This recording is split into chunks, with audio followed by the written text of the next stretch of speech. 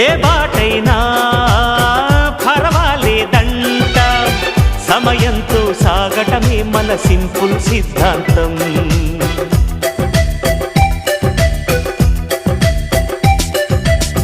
చిరుగాలికి పరిమళమిచ్చే సిరిమల్లెల వనమై ఉందాం, గగనాన్ని నేలను కలిపే హరివిల్లుల బంతెన అవుదాం.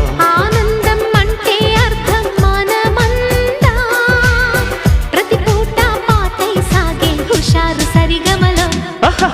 ఎన్నో ఎన్నో రాగాలుండే సంగీతం కాదా, చల్లకి నవ్వుల కేరింత.